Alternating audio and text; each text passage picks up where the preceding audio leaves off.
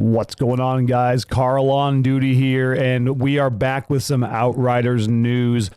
Today, People Can Fly have announced that they are going to be releasing a patch to fix all of the bug crashes that we are experiencing with multiplayer, including crossplay. As anticipated, there is no estimated time, as all they are saying is quote-unquote next week. However, as of right now, they are giving us an apology package. All players who played between March 31st and April 11th are eligible. Any players outside the above window, but for whom we have performed an automatic inventory wipe restoration, are also eligible. Again, apologizing to the players that lost their legendaries. Your highest leveled character will receive a level appropriate legendary weapon. I'm assuming it's random RNG. A level appropriate amount of titanium, which is always handy to bring your favorite gun up to par, or maybe to max out your loadout. And a free emote called Frustration, which is otherwise unobtainable at the moment. The irony here is it was not intentional, but it is fitting, they say. They also say these are our intentions, but these details are subject to change based on what was technically feasible for us to do. We are still determining when the appreciation package will be delivered, they say. Appreciation package is the phrase that they are using. Super nice gesture. Extremely appreciated by the community. I know myself included.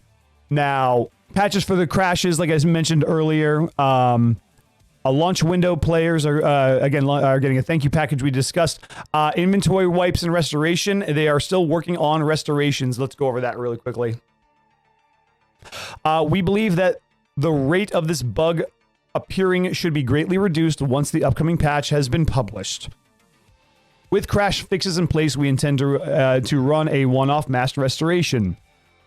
Again, here are our intentions for this restoration. Restoration should take place on a specific day and should be a one-time event.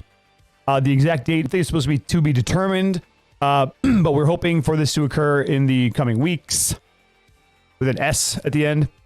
They will update us when they have confirmation of date and timing. Again, there's no ETA on this at all. And you will only be able to restore the most valuable tiers of items lost, epics and legendaries. They won't be able to restore an inventory full of blue gear. I think that's pretty relevant if you ask me. But that's just me. They're also going to be rebalancing some skills. Most importantly, let's start off here.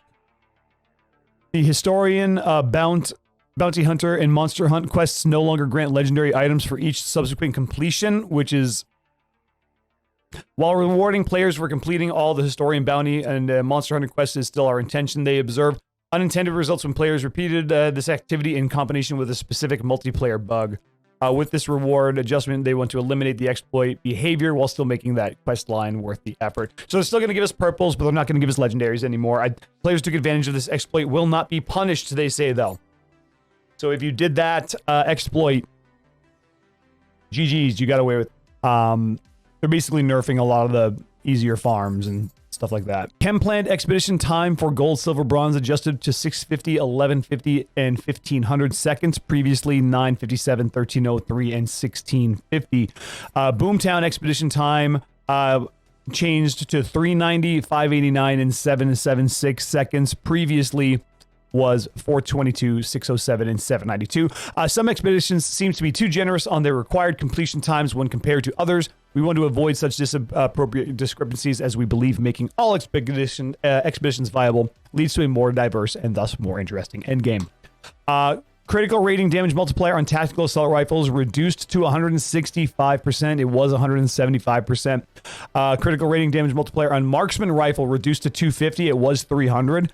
Marksman rifles with a 300% crit rate showed up to be dominating multiplayer crit builds by making the modifier the same as for bolt action rifle. They want to offer players more options when choosing what gun to use. Bullet abilities: Twisted, Blighted, and Volcanic. Excuse me. While we fully intend to provide the overpowered feel for the best builds out there, we are also committed to making sure that there is build diversity in the top performing builds. Late in the demo lifecycle, we discovered a bug with regards to the bullet augmentation abilities damage calculation formula. They fixed a bug. The main problem with this is that such bullet-based builds require much less investment to make them top tier compared to other builds. So the base cooldown of twisted rounds is increased to 25 seconds. That's a big nerf on twisted rounds for you tricksters out there, including myself. The Trickster's hero tree nodes, Disruptive Firepower, Scion of Power, Outrider, Executioner have had their power reduced to 35%, was 50. They are nerfing the Trickster hard to bring it down to the other character levels. Vulnerable status, power reduced to 15. It was 25. I don't know if that's just on Trickster or if that's overall. Sounds like it's overall. The Technomancer hero tree node damage against poison has had its power reduced to 15%. It was 30. That is a massive nerf to the Technomancer hero tree damage against poison. While the Technomancer's blighted rounds do not provide any damage increase on their own, other than ignoring armor as anomaly damage, they do provide an excellent tool for spreading the vulnerable and toxic statuses, which in turn can scale out of proportion. The Pyromancer hero tree node Trial of Ashes has been reduced 15% extra damage, previously 30%. Again, Pyromancer hero tree nerfed 50% from what it was, from 30 down to 15. Big nerfs for a couple of really overpowered guys.